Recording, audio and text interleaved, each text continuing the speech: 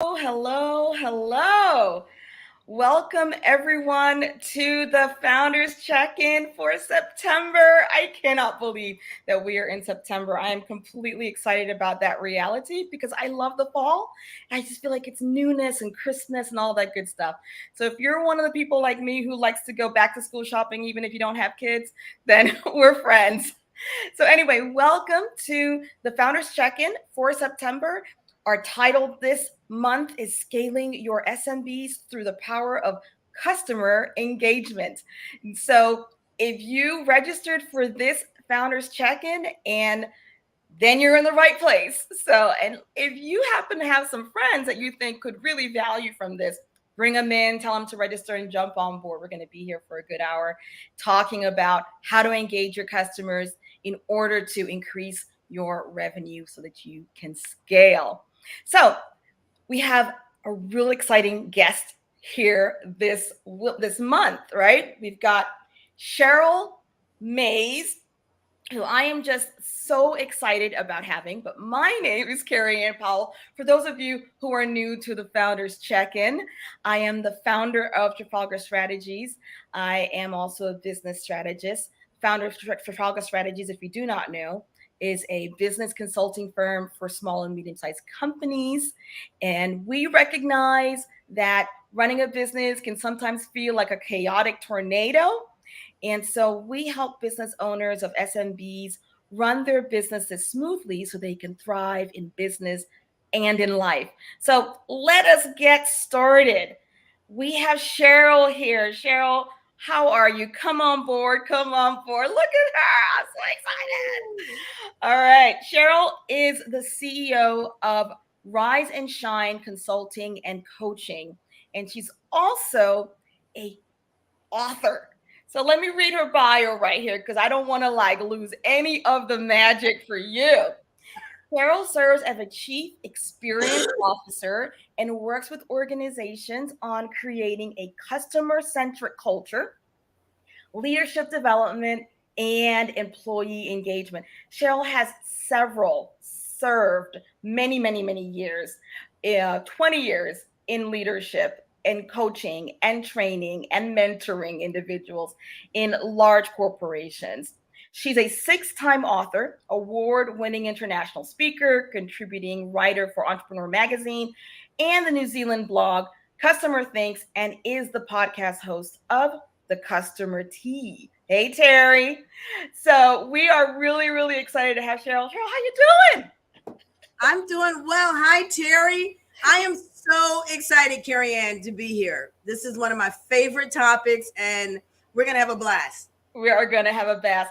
And you guys can tell the background. She's all about hope and joy and work. So, and all of those books behind her are books that she's written. So I'm just really excited to get on this topic. So Cheryl, why are you so passionate about customer engagement anyway?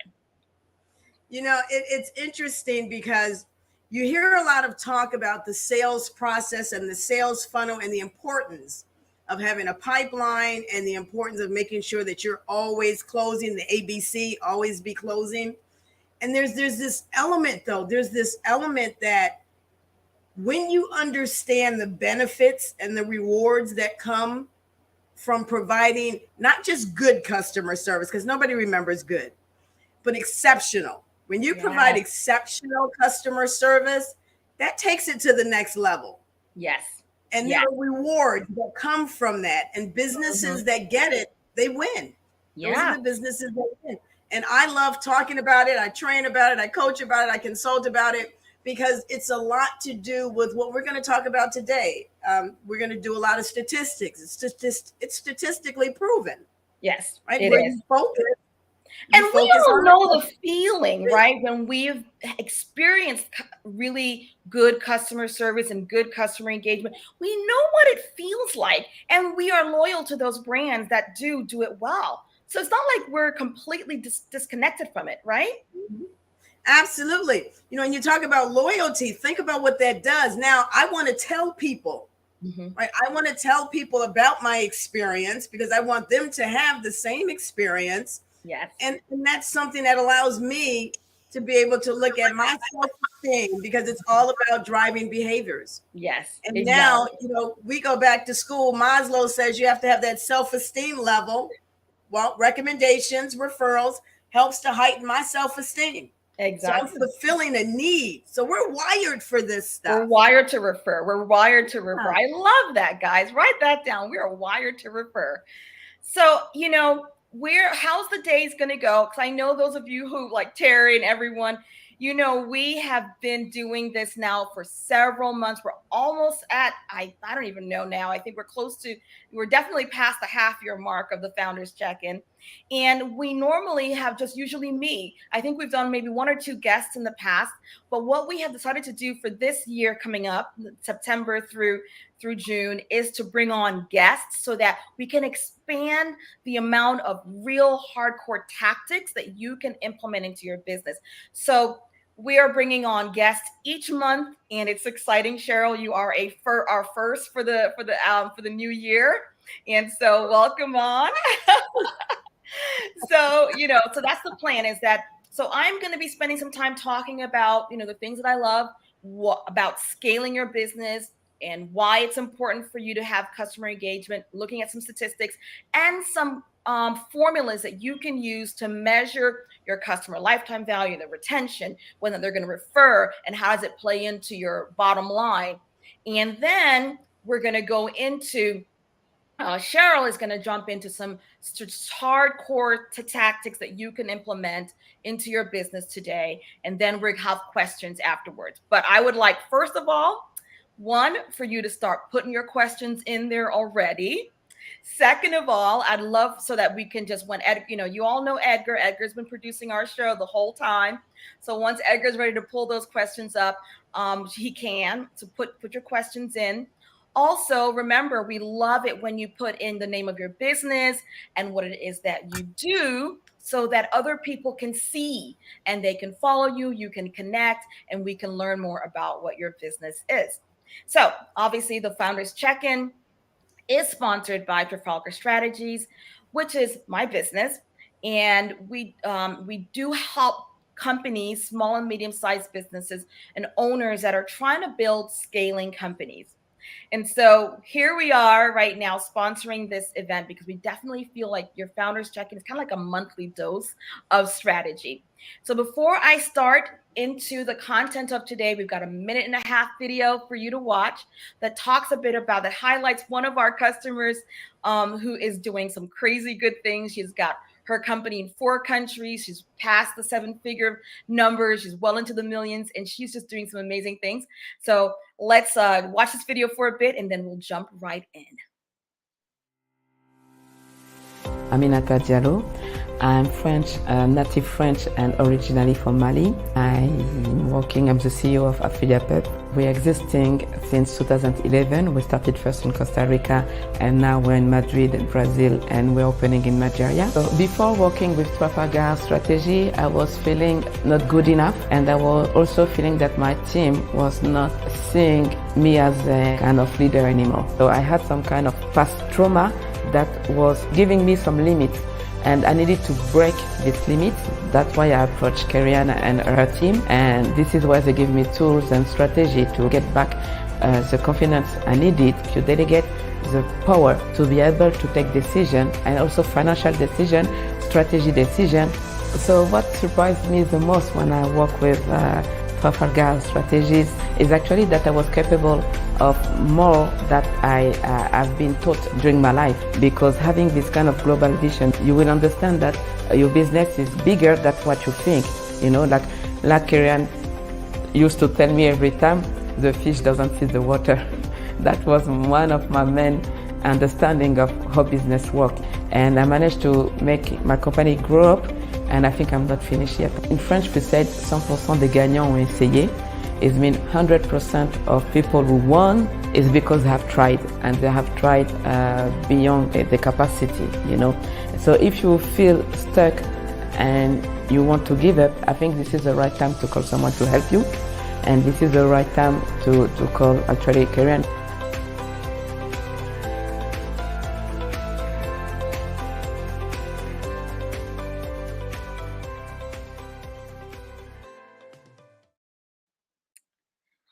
Awesome. So before I get started, if you want to have a conversation with me about your plan, your strategic plan, which could also include your customer engagement process, feel free to, thanks, Terry. Feel free to, Nikolai is in the chat. That looks like me, but it's actually Nikolai. We're putting in the Calendly link. Feel free to schedule a meeting. Also, too, we are going to be adding some links for Cheryl for her to be able to be in contact with her once we are finished with the presentation. So stay in board, check out everything, and let's get started. All right, Cheryl, I'm on board. So why are we even doing this, right? We're here because we want to scale our businesses. That is the whole point of customer engagement, right? We want to scale our businesses. But here's the thing I noticed. A lot of small business owners and medium-sized business owners don't really actually know what's the difference between scaling and growing their businesses. So let's just sort of dive in some basic definitions. Look, growing your business means that you are increasing your revenue at a similar rate as your expenses. So you're bringing in new customers, you're bringing in new revenue, but the expense of your acquisition for your customers and the expense of all the other things is growing at a similar rate as your expenses. So you're growing, but you're not actually scaling. You are bringing in the revenue in your business at a higher rate than your expenses. So what scaling means is you're bringing in more revenue and you're controlling those expenses as best you can so that you could be able to create a gap between your revenue and your expenses. I always think of scaling as scaling a mountain. So here's a great image that I always love to use. So growth is if you're in the valley stage of the process of scaling a mountain.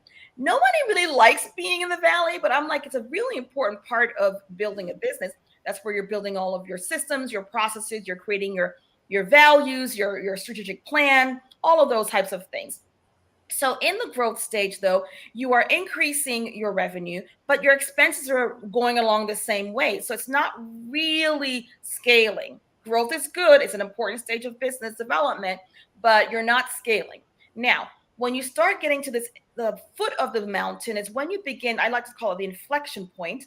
It's right when you begin pulling away from your expenses, your revenue base, pull away from your expenses.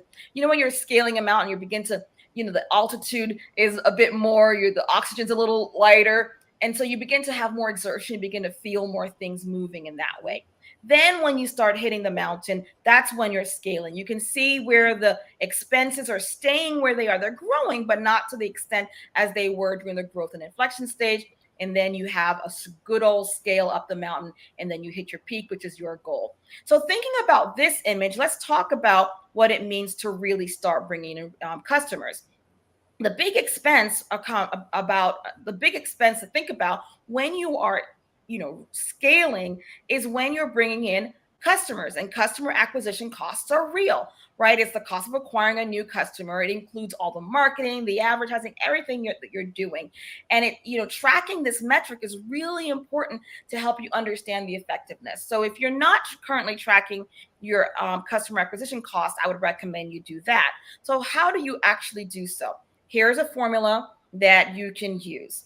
So your customer acquisition costs is the cost of the sale plus the cost of marketing divided by the new customers that are acquired. That will get you your customer acquisition costs, okay? Now that we have the customer acquisition cost all together, let's think about this. Acquiring a new customer is 25 times more expensive than retaining a current one. Cheryl, that number always freaks me out. 25 times more expensive than retaining a current one. Okay. So when you start thinking about the cost of acquiring a customer versus retaining one, these numbers are real. Now, so next slide, please. The probability of selling to an existing customer is 60 to 70% more, 60 for 70%. The probability of you want to sell a new product to a customer that already exists is 60 to 70%. For a new prospect, we're looking at 5 to 20%. It's not a really big number, which also is another reason why you want to retain your currently existing customers.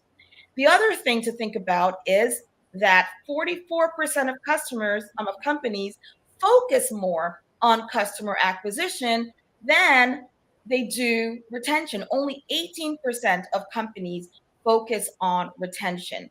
So when you think about that, after this class, after this founders check-in, and after you hear Cheryl talk about some of the things you can do, you're going to be one of those companies that's focusing on retention as well, because that really is the magic number. Okay. Now that we think about customer acquisition costs and the value of them, let's think about what is the value of a loyal customer. A loyal customer stays longer, they spend more, and they're more likely to promote. They stay longer, spend more likely to promote. So real quick, what does stay longer do and how do you measure that? Well, you measure that by the customer retention rate. This rate is what is a rate or metric in where you're trying to understand in a given period of time, say 30 days, 40 days, 90 days, a year, what amount of customers stay with you. This is also referred to as a churn rate if you're your SaaS industry and so forth. So you might have heard that term. Now, how do you consider customer retention rate as it relates to your industry? Customer retention rates vary by industry. If you're in the hospitality industry, customer retention rates are about 55%. But if you're in the media and professional services industry, it can be as much as 84%. So, but a lot of folks that come to me and listen to this show, they're usually in the consumer services industry. So we're primarily at the 67% rate. So if your business is in the consumer services, you should be trying to get to a 67% customer retention rate. That's the average in consumer services. But if you're in the professional services, it's closer to 84. Okay. Now that we know that, how do we calculate your customer retention rate?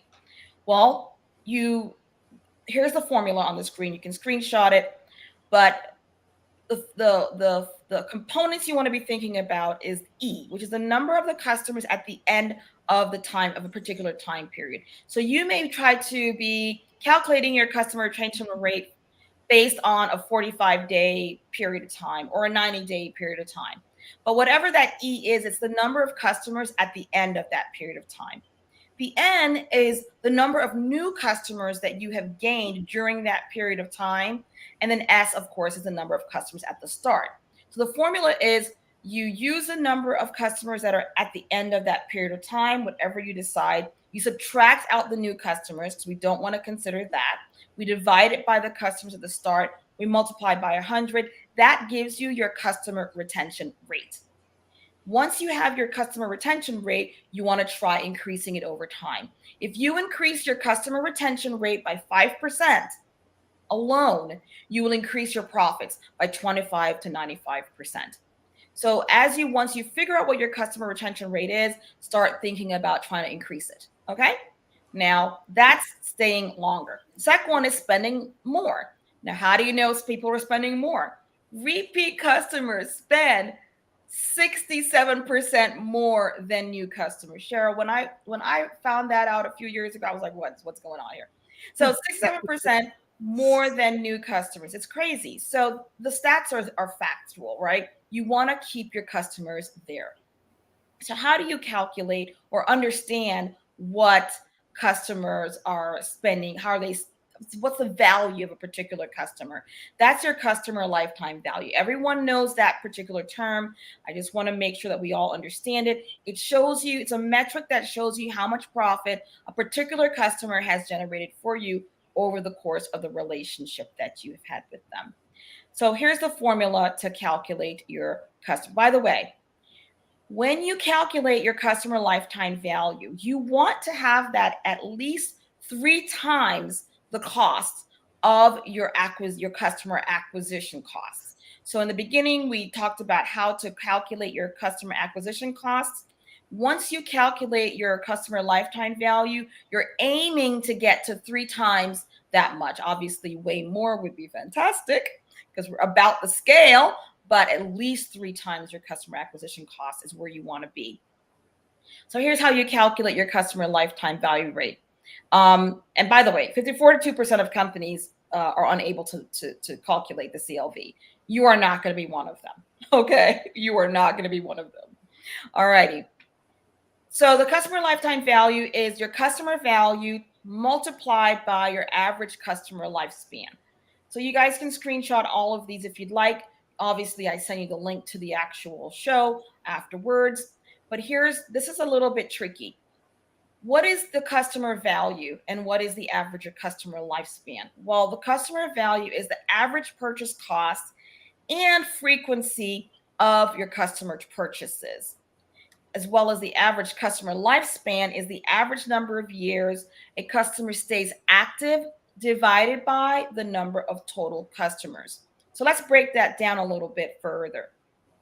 Your customer value would be your average purchase value, which is the total revenue over a set time frame, divided by the total number of purchases over the same time frame. Okay. Once you've calculated the average purchase value, you multiply that by the average frequency rate, which is the total number of purchases over a period of time, divided by the total number of customers that are during that same period. Once you have the customer value, you then multiply that by the average customer lifespan. You get that by dividing the average number of years the customer stays active by the total number of customers. I know for those of you that are not mathy people, it's fine. But once you sort of start doing this, it becomes route. Also, there can be, if you're not really into this kind of mathy type stuff, you can always have someone on your team who's responsible for giving you what the customer lifetime value is in your business.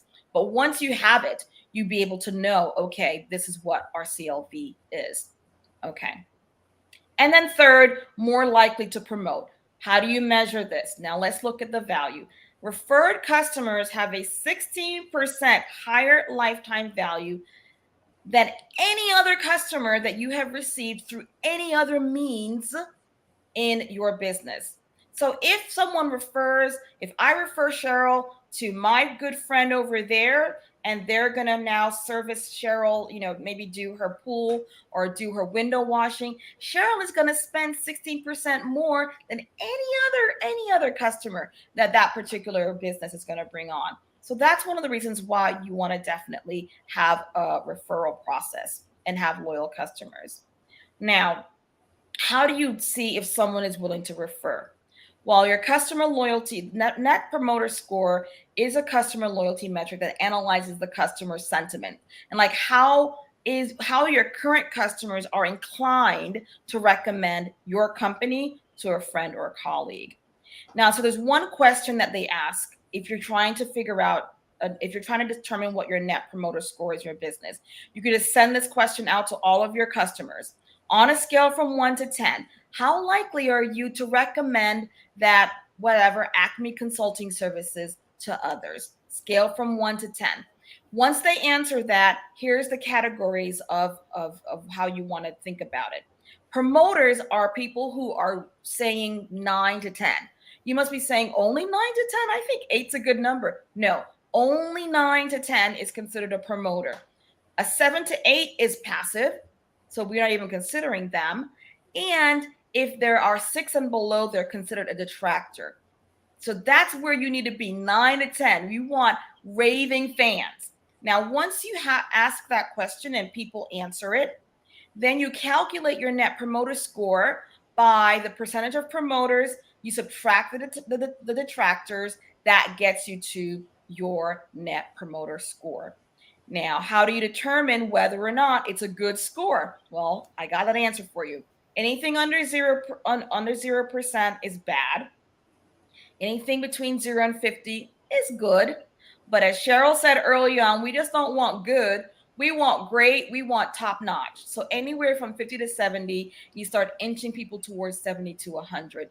So you want to know that your customers are going to refer you so much that they just can't help but telling people about your business.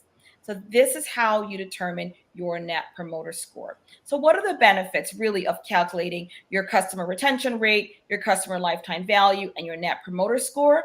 Well, it impacts your bottom line for sure. It steadies your cash flow. You all, small and medium-sized businesses, a lot of feast or famine happening. If you know that you have strong CRRs, strong CLVs, and strong NPSs, you really will steady your cash flow in a way that you'd be surprised. It also helps you to practice more intelligent customer acquisition. If you are acquiring customers that are low on any of these numbers, but you find another group of customers that are really high on these numbers, you begin to put your money into acquiring those type of customers versus the other type. And of course, you achieve more growth in your business. You get a chance to understand what your customers think, and it allows for you to scale. Okay, so here are some ways you can engage your customers. This is some ideas that I'm going to put up there that I recommend to my clients. I love the idea of supporting causes that they're interested in. So if you are touching, like if you have a business where you have high touch with your customers and you know that they particularly really love, animal rights, you may want to put into your budget, I support this animal shelter for this particular person once a year. It's a great way to keep them excited. You finding ways to be proactive in the way you support your customers, hosting loyal customer events, lots of different ways to do it. But I am not the expert, you all, on how to engage customers. That's why I have Cheryl here. She is going to help you understand how you really can start engaging your customers in a way that makes you have real high CLV numbers, real high CRR numbers, and real high NPS numbers. So Cheryl, bring it on, baby. Hi. Well, thank you so much. Wow. Right. What amazing information. And I was sitting here, I was taking notes because, sometimes you have to stop and put a pin in some things. So I don't want people to go, oh man, that was really important, but I kind of missed it. So I have just 5 points that I want to retake on just to make sure that they stand out. The first thing was 25% more it cost to acquire new customers than retain existing customers. Now that's something that should make you pause, right? Because when we're in small businesses, medium-sized businesses, you're always looking at, am I spending my money in the right manner? Right? Where is my money going? Where are those money leaks? Where are the things that I no longer need to do so that I can focus on things that are more productive to generating profit? So I think that's something that needs to have a pin stuck in it. So yes, that slide right there, pay attention to that slide there. The second thing that I wrote down is that the average consumer retention rate is 67%. That's a great average. Think about that. To have 67% retention, how much easier is it going to be for your teams? When you have a sales team, when they're calling people that they know, when they're calling people that have had the experience, how much easier is it for them to extend the services of these individuals? And now they're buying more, and they're buying at much more frequently. That number is huge, 67%. So I think that's an important number. The other one I wrote down is that 44% of businesses focus on acquisition versus retention. This blows your mind because the statistics prove otherwise. And the statistics show that this is where your focus needs to be. Yes. And, I watch a lot of summits. I've attended the Bloomberg Summit, and their focus was on the customer. The entire summit was titled Focus on the Customer. So when we are in these small and medium-sized businesses, and remember, that's just the way the government classifies you. Doesn't mean that you're a small business. Right. You're just classified in that manner. And when we think about the things that we can do to improve how we're showing up in our markets, we can look at the Netflixes and the Barclays and the Disneys and these places that are focusing on your customer and saying, well, wait a second, if they're focusing on it and it makes sense for them, why shouldn't I be focusing on it? And so that's a really huge eye opener as to where the focus should be. And then the last piece that leads me right into my section is the customer's lifetime value. What an incredible tool. What an incredible tool. I give statistics because I love looking at the customer's lifetime value, because that right there gives you this awareness of what the potential is. Right? When we're talking about forecasting, what better way to forecast, right, for your stakeholders than to be able to plug in that number. Yes. It says this customer is generally been with us for 10 years, 15 years.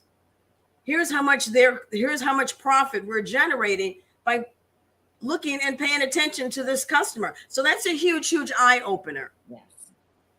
And so I'm excited that you pointed those things out. And I just wanted to make sure that people took a moment and stopped and looked at those pieces right there. Yeah. Because that helps you to realize what's really important and what am I missing.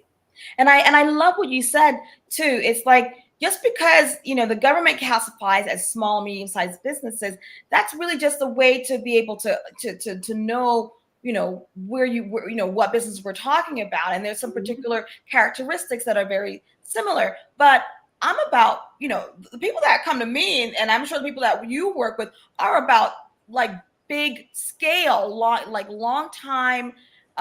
They want to have legacy. And so if you're not going to pay attention to these types of things, then there's no legacy there. You have to, if you want to grow big, you want to compete with the big dogs, which I think that any small business can. It's really important to pay attention to these things. So go ahead. Absolutely. And so once you've gotten all of this, because my thing always starts whenever I work with a business, I always like to know where's your thoughts? What's your thought process around how you're interacting with customers, because that's important. And so this takes us to my first slide. I think, is it Eggert? Thank you. As to where does the magic begin? And where does the magic begin for this customer's journey? Well, some might think, well, it begins when they make their selection as to who they would like to be served by, what business they would like to operate with. So I'm going to ask you to go back a little further, because the magic begins when you start to think about how can you add value to your customer's experience so that you can drive the behaviors that will allow you to increase your sales, increase your profits. Those are the rewards, right? Those are the rewards when it comes to customer service. And I wrote something down here, and it says customer service, when done well, has just as much impact as a strong sales funnel. Because when you think about it, what do you have the opportunity to do? Well, I have these individuals that are coming to me that I'm serving in a manner that is so exceptional that they walk away smiling. They want to come back. They're telling other people about us. And now what are they doing? Well, they're bringing us new customers that I didn't even have to market to.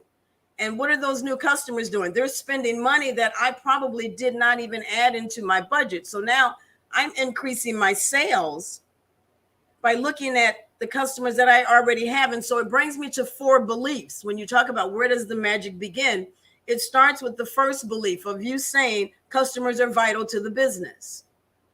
Yes. Right? Customer retention. Customer retention is vital to the business. That's the first belief that you have to have. Yes. The second belief is that when you create a wow factor, it brings customers to give referrals. When you create a wow factor, something that customers look at, it could be as simple as packaging. And we're going to talk about some of these things. Mm-hmm. It could be packaging. It could be that post-purchase connection. And it could be that initial connection. They went to your website. They had this fabulous experience. Maybe there was some gamification on there.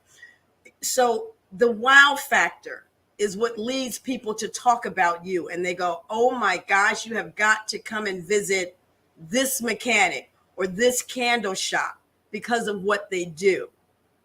And then those referrals, those are the new customers. So if you can imagine 67% retention, right? Those folks are telling people that they know, and now they're bringing you new customers. The fourth belief is that new customers mean more money. That one's real simple, right? That's really simple. So it starts there. And when you start to look at it from that regards, then that's where the magic begins. Now you're ready to create this amazing journey. Cheryl, can you just go ahead and just say all four of those real quick? I think that everyone needs to write these down. So just give us all four again.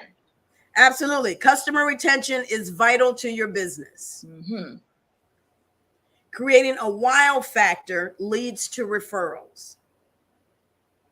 Referrals lead to new customers. New customers mean more money. Love it.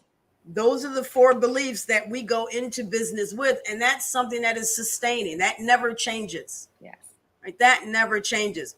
And then we start to really look at things like, you think about individuals. And I think about Jeff Bezos when he was at Amazon. And one of the things he said is that we see our customers as invited guests to the party and we are the host. It's our job every day to make every important aspect of the customer's experience a little bit better. I love that. So what is that? What am I saying, right? What does that say?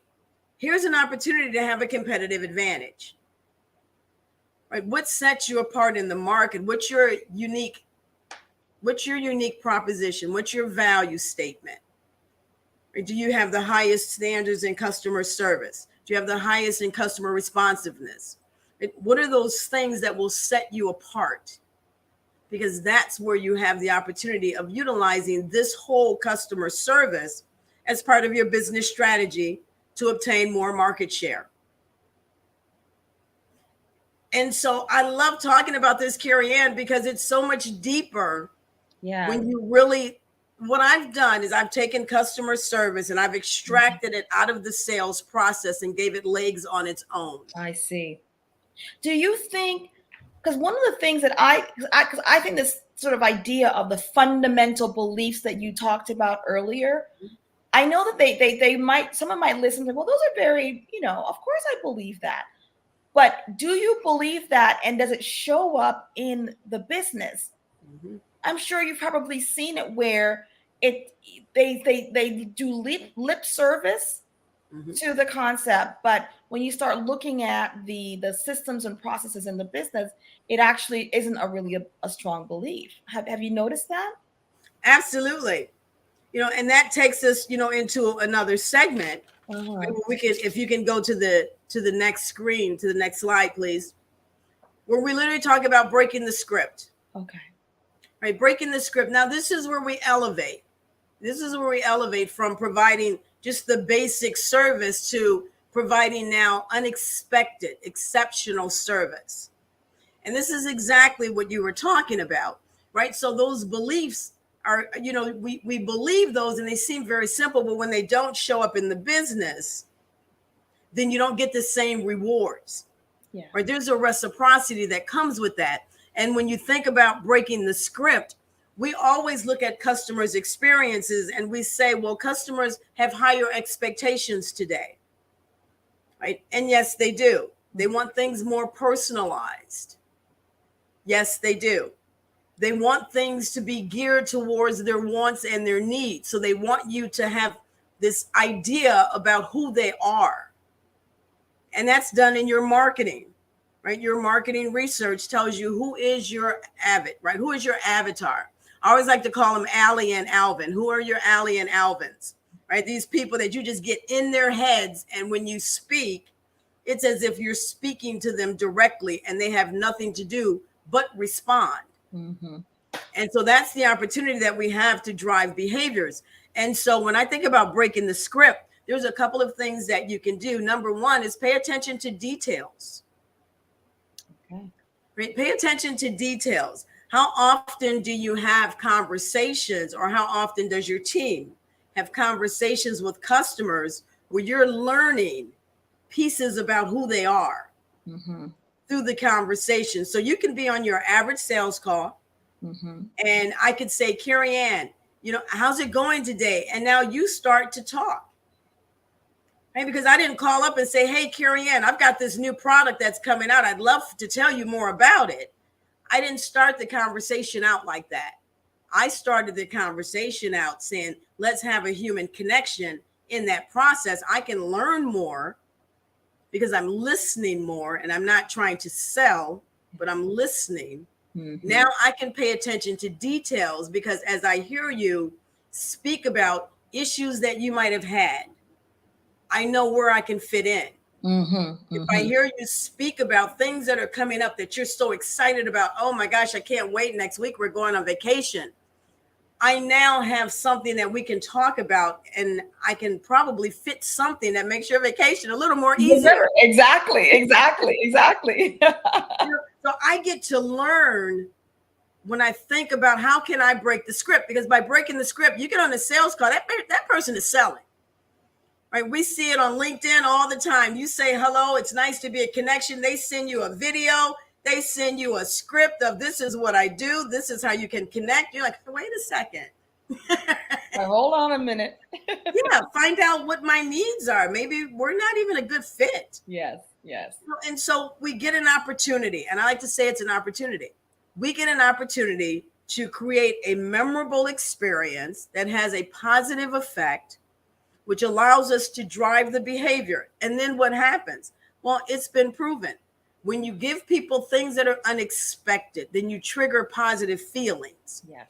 Feelings, right? Those are the emotions that allow us to make a decision about what we want to do. So if that decision is to choose, where is my product or service coming from? What am I going to think about? Well, I'm going to think about those people that treated me so nicely. That phone call where he was so interested. I'm going to give them a shot. Mm-hmm. Right? These are what I call easy delighters. Doesn't cost the company anything. Right? It's people taking the initiative. It's companies providing adequate training, right? Getting consulting that allows them to look at this from a different lens, and not that traditional lens of let's pick up the phone, let's be nice.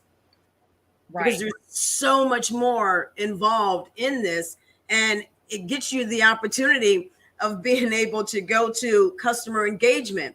And I'll share a story with you. I've worked with a restaurant. Mm-hmm. I worked with a restaurant, and one of the things that they wanted to do was they wanted their staff to be more customer centric. They wanted them to be focused more on the customer and less focused on getting the food out the door. Mm-hmm. Okay. Right? Because when you have a staff that's in a takeout environment, they're like, hey, let's get these orders out. Let's get these people moving. Let's get the next one in. Mm-hmm. But the owner, he and I had a conversation. He said, I want to do something different. After listening to you, we have an opportunity here to create some sort of an experience for our customers that they want to come back, but they also have the opportunity of being able to, go to our app and use our app and be able to receive promotions and discounts. And we want to be able to drive them there. Yes. Because they've seen it happen at places like Wawa and other places where you go in and you utilize the app. Mm-hmm. When you get something, what did they do? They drove a behavior because now you're using the app. Yes. So that's what they did. And so we sat down and, as a team, we talked about it, and we talked about things that will cost the company and things that were really easy for them to do. Uh-huh. And here's something that they came up with, and it seems as simple as pie, but oh my gosh, it made a difference. One of them remembered when she was younger, her parents used to put a note in her lunch bag. And when she got to lunch and she poured her lunch out, it said something like, "You are amazing. Today is an amazing day. You are an incredible individual." And she said, it made me smile to whereas I forgot some of the things that happened earlier that morning that might not have went my way. Mm-hmm. And so she got a chance to finish the day in a positive set. So they decided, well, we can do this. So they started creating these slips that they would tack on to the takeout containers. And so the customers would get their takeout containers in the bag. They had, the first day they did this, they had 3 individuals call up from the car because they were snacking in the car. I love it. And said, thank you. That is fantastic. Said, oh my gosh, you don't know how much this was meant for me. Thank you. That's all that, yeah. And, and they said, and the last thing they said is, I'll be back. I'll be back. Yeah. Isn't that what we want people to say? That's what we want people to say. I spend my time between Madrid and in the States, and when I'm in Madrid, there's a restaurant that I always order breakfast from. They have really great eggs Benedict, and I go there often. But truth be told, I order more than I actually go into the establishment. Well, they know me in the establishment, and well, first of all, I guess I was ordering a bit too much. When I walked in there, and I was like, they're like, you order from them, whatever. I'm like, yes, it's me. But whenever I order, and I think they do this for everyone, but definitely makes me feel as if it's only for me. They always just say, thank you, Kerry-Ann. Have a great day. So excited to see you the next time you come into and they put a little cute little smiley face. And whenever I see it, I'm like, oh, they remember me. They probably don't. But it makes me feel good. It makes me feel I'm a part of the family. And when I'm enjoying my eggs Benedict, I'm like, okay. Exactly. And here you are sharing the story. Yes. Right. And that's what, that's that wow factor. Yes. And so, in addition to paying attention to details, stop for a moment and think about what's the wow factor that you can create. Right? What's the thing that you can create that kind of sets you apart? I like to say it gives you that unicorn. Yeah. Gives you the unicorn look. Yes. And that's the mascot for my academy is a unicorn. Because I want people to stand out in your market. Because believe it or not, there's 37.1 million small businesses in the U.S. So what sets you apart? Yeah. There are other people in your industry. So what makes you different? Yeah. So when you have the opportunity to think about what's the wow factor, and maybe, you don't have a lot of money to spend. Maybe you do, and that's great. But if you don't, then think about how can you utilize your people? And how can you utilize your automation to create a wow factor? Just when someone places an order and purchases a product, that email that they get back after they made that purchase, that could be your wow factor. Yes. Right? Thank you so much for this purchase. Oh my gosh, this is going to put you into a giveaway, or you're now one of our VIPs, something right along those lines. So what's that opportunity that you have for a wow factor? That I don't know if you saw that video that was circulating around social media a few weeks back. It was this I think the restaurant's based out of Atlanta, Georgia, called the Sugar Loaf or Sugar something. And when someone has a birthday, okay, and they bring the desserts look fantastic. But when they bring the dessert, everyone comes over, you go to, everyone's been to a restaurant like happy birthday, blah, blah, blah, blah, blah. Well, these employees are like dancing like they are like Beyonce's dancers. They do a whole 1-minute dance show for you. And they are going 150%, 1,000% into the energy of that dance. So when you see the video, you're like, I want to go to that restaurant because I want some. And I'm going to lie and say it's my birthday just so somebody can dance for me. But I mean, but the way that people feel when it's their birthday, I'm sure they get so many repeat customers. Absolutely. And probably ones where they go, well, your birthday was just last week. Yeah. Like, it's my birthday, please do the dance. Exactly. And what I noticed is that those people, those employees, they don't have to be there's always a person who's extra. All of them are extra. Like, they don't have to go something. They are doing it way and beyond. I'm sure that they need to, but they're just loving what they do. They love their jobs clearly, and therefore it shows. And what makes that so special is we always look at employee engagement, right? Yes. What better way to engage your employees and allow them to have fun with customers? Yes. And they're laughing and they're not so stringent about, okay, we got to sing happy birthday again, right? But oh my gosh, we get to sing happy birthday. They're going to smile. Who knows? It might even enhance their tips, right? Because again, driving behaviors. Yeah. People like entertainment. One of the things that I always say that really is like the umbrella of this portion that we're talking about now is make the sale memorable, right? Make the sale memorable. And SALE is an acronym, and it stands for simple, be accountable, be loyal, and create an experience. Love it. Say that one more time so Edgar can put it up on the screen. Make the sale memorable, simple, accountable, loyal, and an experience. Fantastic. There you go. Fantastic. That's what people want. So this is, it's not that hard of a concept when companies think about taking their culture, right, and becoming more customer centric. Mm-hmm. That, yes, is it going to take some change? Absolutely. Is it going to be an overhaul? No, because you should already have some of these things in place. Mm-hmm. They just need to be refined. So a part of it is looking at the details, and then figuring how you can add the wow factor to some of the simple things that you do in your current business. So maybe you don't have an exciting like restaurant business, people can sing happy birthday and do the Beyonce, dance routine. But, there are other ways that you can add those kinds of details and add those kinds of wow factors, even within just everyday interactions, even if you're an accountant, correct? Absolutely. There's a quick story that I tell, and it's about Lego, and we all know about the Lego company. Yes. And so Lego, this family loved putting together these Star Wars replicas is what they did. They put together Star Wars replicas. And so they went to Target, purchased this set, cost $350. Mm-hmm. It's got a 400-page manual. It's got 3,000 pieces. Wow. So you have to be a Star Wars fanatic. Yes. Yes. So they get the set home, they start putting it together, they get 3/4 of the way through, and they're missing a bag of pieces. And so now they have to reach out to the company because they can't take it back to the store. So they reach out and they explain to the company, we're missing a bag of pieces from our Most Ingsley Cantina. Mm-hmm. The representative sent an email. Here's what the email said.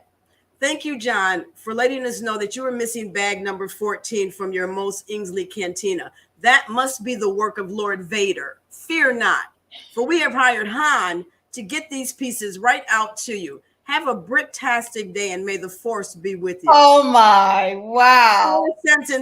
4 sentences. And they're complete fans now. Yes. They're rating fans. Where did I get that story? It was from Yelp. Oh, wow. So now they've put this on Yelp, and you can probably believe, absolutely, they're going to come back, get more. The kids are probably going to be loyal customers. Loyal because of this. There you go. Yes. Right. So this is the power. Yes. That happens when you change how you think about customer service, mm-hmm. and it no longer becomes a 5-minute training in the midst of a sales call training, but it stands out by itself because of the rewards that come with it. Yes. Oh, I love that story. I love that story. And so I love to tell that story because people think you have to do so much. Mm-hmm. No. Yeah. It really, what I'm sensing, so a lot of my work I do is doing strategic planning and helping companies do vision and values and all of those types of things. And I think this comes from a fundamental, you said it early, the 4 beliefs that you talked about. It really have to be meshed into the ethos of the business. And that comes from the top. Exactly. Everyone here is a founder, an owner of a business. And I know what it's like, all the things you have to be paying attention to in your business.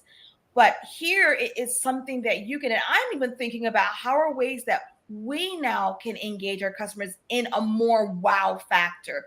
Because the reality is, once you kind of permeate that into the ethos, into the genetics, the DNA of a company, then people take that on and they can go run buck wild with it. And you no longer have to kind of sit down in the conference room and say, okay, here are the ways that we're going to do this.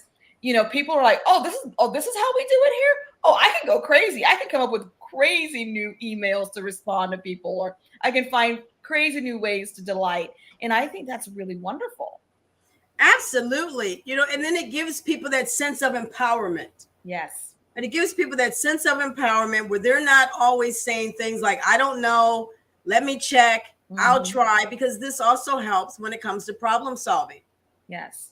Right? When we have issues with customers, Do you want someone on the phone that's creative, that feels empowered, that's operating through the company's core values of our customers come first? Because it comes down to those core values, and that's what you're referring to, right? When you live it, it's in your core values. And when everybody understands what those values are, people can operate within those realms. Yes. It gives them permission to go beyond just, I just work here. Exactly. Exactly. Now, I'm a part of this company, this organization. Yes. And then it takes us to the next slide. If you'll go to the next slide, when we're now talking about this wow factor, gives you the opportunity to now enhance your customers' engagement. Right now, you can enhance how you engage with your customers. Because here's something that I wrote down. 68% of consumers say that they will pay more for products and services when they have great customer service. So this level of customer service is now extending after the purchase. And now you're doing this post-purchase engagement that's keeping your customers involved, letting them know that I still see you. Right. And so what are some ways that you can do that? And I want to be respectful of the founder's time here that we allotted for this. So for this portion here, I can touch base on, what are some of the things that will allow you to engage with customers, sometimes even before they realize what they need. Yes. In other words, if you have a product or service and you can look at what is the season, what's the season that's coming up? How does my product or service fit in to this upcoming season? Because now I can send something out to my customers and say, oh my gosh, I've got this new scented candle that's coming out for Christmas. It's October, but get your specials in now. When I know where I fit in the seasons, and when I know what other things that are relevant to my customers' behaviors. Yes. Right. Yeah. What are my customers' behaviors? Do they have pets? Well, if they have pets, when is flea season? Right. Let me get them an alert earlier on that, and let me provide some content pieces of information. Yeah. So you're continuously finding ways to connect without only selling. Right. Right. Without us sending more coupons and saying, click this QR code. Right. Send something that's going to engage me to whereas I want to look at your stuff. Yeah. But, we sometimes we try to push, right? We push products and we push services. And then what does it do? Well, it makes people standoffish. Right. Because people like to buy. They just like to be sold to. Exactly. But they'll buy. They'll buy. Everyone loves to buy. Exactly. And so, you can do things like know your customer's name. You want to engage with your customers, learn who they are, learn their voices when you hear them on the phone. Once you've had a piece of the conversation, that conversation prior should come back to you. Go, oh, I know what I'm talking about. Yeah, that's right. We're talking about this. We talked about this before. How's that going? Right. So know your customer's name. The other thing is there's a national holiday for everything. Yes. You can get one of those calendars that says today is donut day, today is chocolate cheesecake day, something that gives you a reason to reach out in a fun, jovial way or in an informational way. Yes. So those are some things that you can do. Some other things that I wrote down here is personalized newsletters, right? Let us get a newsletter that has my first name on it. You can pick the field. It says, how would you like this sent? First name. Instead of it just saying hello or it being just a blank space with a comma, right? So let's double check our stuff. That's paying attention to details. Yes. Right. Takes us back there. And let's make these engagements to whereas, again, we drive behavior. Every interaction that we have should be to drive the behavior. And what's the behavior? That they come back, that they tell other people. That is so important, Cheryl, because you've said this a couple times in this session is the idea driving behavior. So whether or not, we could spend another 5 hours just giving tactics on how to engage customers. But I think that the key that I'm hearing from you is think about what's the wow factor, think about the details, and then how you're gonna, because you know your customers more than I know them or more Cheryl knows them, and how can you then drive behavior with that action that you're saying. So if I can learn about the details, learn about what they're thinking, how can I wow it up to then drive the behavior? That's what I'm hearing, Cheryl. Was that what I'm hearing? Absolutely. That's it. And then it takes you to the very last slide, because once you've done that, you now have brand ambassadors. You now have people that are going to go out. And I like to use the term evangelists, because they go out and they spread the good news. Yes, they do. Look, I'm a pastor's kid, so I know about that. There you go. Right. And they want everybody to know, oh Yes. my gosh, I had the best massage ever. Yes. Oh my gosh, I went to get my car detailed, and they also washed the car. You know, people want to have something to talk about. Yes. Right. So now you have these brand ambassadors that are not only loyal, and it says here 86%, for 86%, good customer service turns one-time clients into long-term brand champions.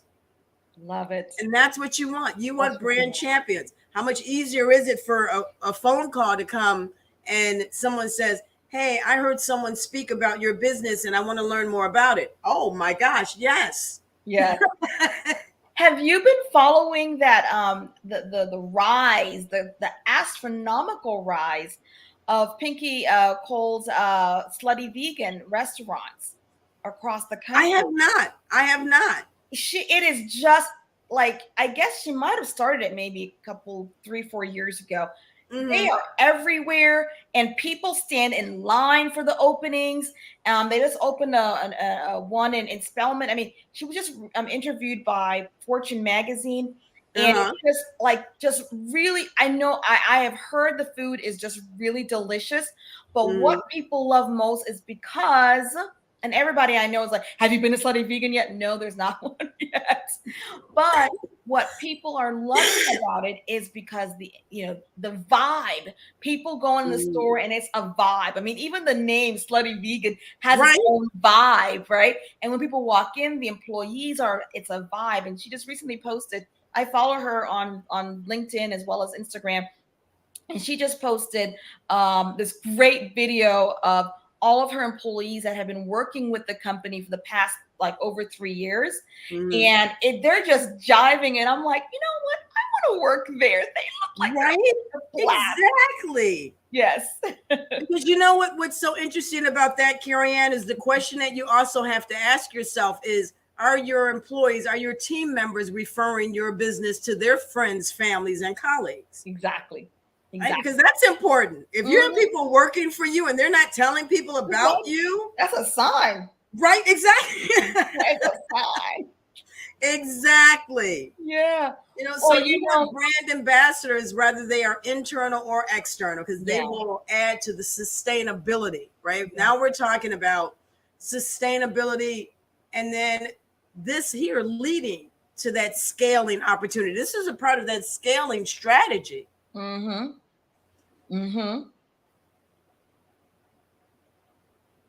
So that takes care of, what I wanted to talk about is to say, if what you repeated, Kerry-Ann, is absolutely right? We look at how we reframe. Let us reframe the manner in which we look at the business from a philosophical view. Right. And realize that when we do that, and the strategies that we can implement can then reap the rewards financially for the business. And it also feels good to the customers because they're coming to a place where they're getting something that, is so amazing and incredible that they can't wait to come back. Yeah. And I think, when you think about it, Cheryl, particularly as small and medium-sized businesses, we have the luxury of being able to give way more service than the big dogs. And I really believe in competing. I don't know. I mean, maybe I just have a little bit of competitive, but I'm like, I love to sort of kick a an incumbent large company off when the clients get the business and it's a large company that once had it. I mean, I love when my clients can do that, because in the end, I personally really do believe in the value of what our small and medium-sized companies can do in this space. And so, but we have the luxury where we have a bit more agility, a bit more versatility to be able to do some things that maybe some of the larger companies can't. So I think and also we're more in touch with our clients and our customers than the larger companies. So this is really an opportunity where you can win. You can have a competitive advantage way more than your larger competitors. And I think that is what makes this exciting too. It's something we can actually do, and it is attainable. So, and the way you've talked about it, Cheryl, really helps me kind of think even a bit about how we're doing customer service and customer engagement in our company as well. So thank you so much. This has been so fantastic. Now, if there are some questions that you have for Cheryl, here's a good time to pull them up. I think I'm going to give you some time to write them if you haven't. But one question I will ask Cheryl is, how does one really create like a strategy, sort of without it just being, tactical, like, instead of just making, we do this one-off thing, we do birthday songs, or we do this one-off thing, we send great emails. But how does one create a strategy around the engagement? So it starts out with what that customer's journey looks like. And that's a common term, right? We've always heard about the customer's journey. Oftentimes, and I've worked with entrepreneurs that have not even taken the time to sit and map out what that journey looks like. Yes. Right. And the one thing that I always share with individuals is, if you're not sure, because sometimes, and it's funny because I'll have a CEO or a business leader say, well, this is the way it's supposed to go. And I say, well, just because you said that word, supposed to, it means that there's an opportunity that it's not going that way, which means now we have some defects, some bottlenecks, maybe some constraints, areas that might be causing friction, that's causing frustration, that's going to add to your churn rate. And so, it's that ability to really start to think about, what does that journey look like? And sometimes you need to take the experience yourself. Right? Get on your own website. Find out, can I find information easily? Does this link actually work? Good. How many times have we someone sent us a link and we get there and it says that error 404? Like, did they check the link before they sent it? Yes. Right. So, that's like so basic. And yet it happens all the time. Yeah. Right? So stop and pay attention. Is it easy for them to get information? Am I being sent link after link, video after video? Can I now get back to the place where I was, or am I in this rabbit hole of clicks? Yes. Right? Yes. Make it easy and simple. Yeah. Because when it's simple, people can do it quickly. And right now, right, we want everything quick. We want it simple. We want it with the touch. We sure do. And so if it's too many steps, it's too complicated. Right. Okay. So one of the things, if you're thinking about doing a strategy, sort of first kind of think about doing the customer journey yourself. Now, if you don't have a customer journey, start creating that. And that's one of the things that I have walked. There's a couple, I think one of the founders check-ins we did in the spring talks about how to create your sales and marketing process. And in that, it's about creating your customer journey. So if you haven't done that, go ahead and check some of our things. It's on the website. But I think just sort of creating your customer journey is what I'm hearing, Cheryl, and then put yourself through the customer journey on each thing to see how people are experiencing it. Fantastic. We had a question from Jack, who's listening to us on YouTube. Jack says, when is the best time to measure customer engagement? Good question. The best time to measure it is every 90 days. So here's the reality. There is a entrepreneurial operating system. And one of the things that it teaches, and I often utilize this as part of my blueprint when I work with businesses, is that we have a 90-day focus. Yes. right? Some people call it a 12-week year, Mm-hmm. right? Whatever the terminology you use for it, is that we have a 90-day focus. And every 90 days, we have the ability to refocus. We have to revisit. We have to remind people, right, of what the goal is, what the objective is. Because sometimes what happens is we do this once a year and expect everybody to remember for the remaining 11 months. Yeah, at the offsite. Exactly, right? What we're focused on. Yeah. So, Jack, the answer to your question is every 90 days, have something in place where you extract your customers' engagement process. If you send out surveys, that's the time when you get those survey results. And here's the thing about surveys, and you mentioned this earlier about the NPS scores and the question that you want to ask. They've done studies. Harvard has done major studies about lengths of surveys, right? And oftentimes, you get those surveys where you got that ticker at the top and you're like, oh my gosh, how many more questions, right? So your surveys don't have to be that long. What they said was you only need 3 questions. How did we do? What can we do better? And will you refer us? Those are the only 3 questions. Is that easier to extract the data? Absolutely. Then if you ask 15 questions, now somebody has to get the data. They got to compile it into a report. They got to give it to the person. You ask those 3 questions, it's far easier to get that information out to the teams so that the teams have information when they're communicating with customers and resolving issues. Yeah, I love that. I love that. Simple, keep it simple. Keep it simple. And one question I always that I'll ask you too, Cheryl, is, well, I don't know if there's other folks that are coming in. I gotta just go ahead and push them in if they are. I know that you can use customer engagement to create social impact and positive change. How have you seen that in your businesses their clients that you've worked with? I've got clients that they actually took a survey and they had charities, organizations that they wanted to support. And they sent the survey out to their customers and said, you are a part of this, right? Which inevitably they are. Yeah. Because when they spend money, some of that is going to go to these organizations. And so they said, let us know who you would like to support, right? We're voting. Yeah. And so they gave the community in which they serve an opportunity to have a say. I love it. So now, what are some of the needs of customers? Well, they want some level of control in their interaction, right? They want some level of control. What better control to be able to say, I support business ABC and they support breast cancer, right? Which is something I believe in. So now my support has now enlarged my presence, and I'm not just an individual buying. I'm now creating positive impact in the world.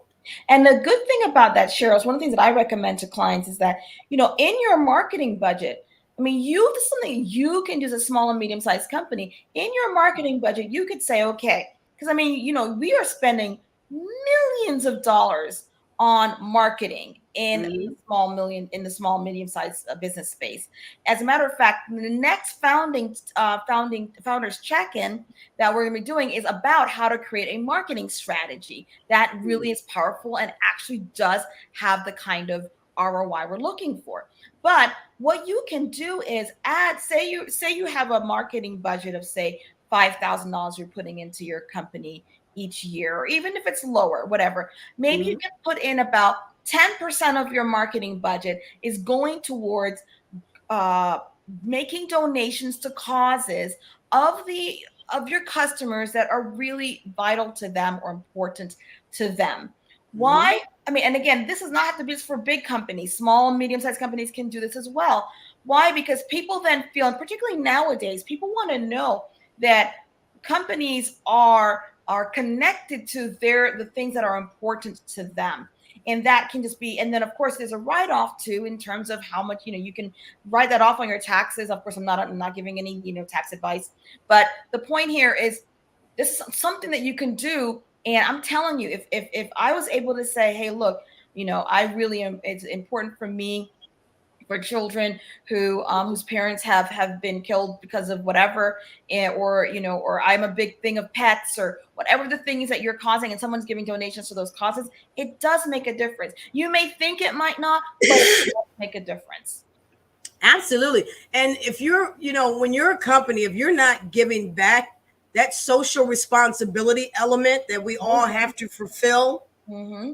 right? Mm-hmm. Now you're just taking from the community. Right. And there might be, I like companies that sponsor local.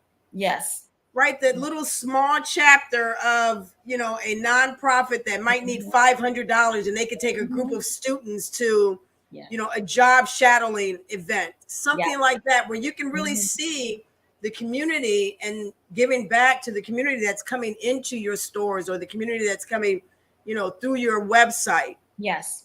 And I always look local. I love the major organizations, right? But let's not forget those little, the little ones that are doing with the 10 kids, or, they've got the senior citizens that they're, going out and delivering food to, or something along those lines. $500 can go, it's like $10,000 to it them. really can. You're absolutely right. You're absolutely right. It absolutely right. And I think too, when you're looking at social engagement, you want to give to causes that are aligned to what it is that you sell as well, or what your service is. So, you kind of remember, like, Dove is always giving to causes that are, supporting women's health, women's beauty, women's sense of well-being. So you think about what's your brand and being able to give to those as well. I said, Cheryl, you and I could talk about this all day long. I love this topic so much, and your expertise is just so valued here. We so thank you for all this time. Thank you. Do we have any more questions, Edgar, that we want to pull up? Because if we don't, then if you have gotten a great deal of value from this, because I know that you have, Cheryl has more. Oh my goodness.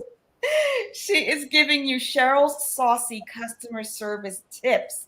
And I'm just really excited about this. I'm getting ready to download it myself.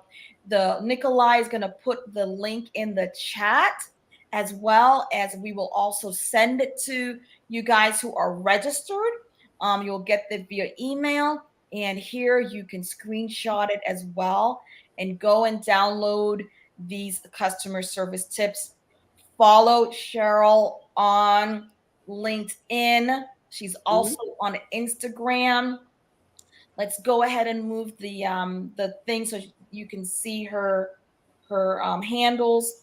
But follow her, because she's just giving really great tips on how to be just a customer engagement juggernaut as a company. So we want you to be that, because it's a differentiating factor. But remember what we talked about earlier, it is also a significant way to scale your business. And so if that is all, I would like to say next month we are going to be, our founders check-in will be on how to develop. Oh, thanks, Cheryl. We appreciate it so much. Thank you. So next month's my founders check-in is going to be on how to create a strong and profitable marketing strategy. I'm going to have Mikey Anderson in here. Girlfriend is also a premier person in the world of marketing. She has fantastic instincts on how to develop strong marketing strategies.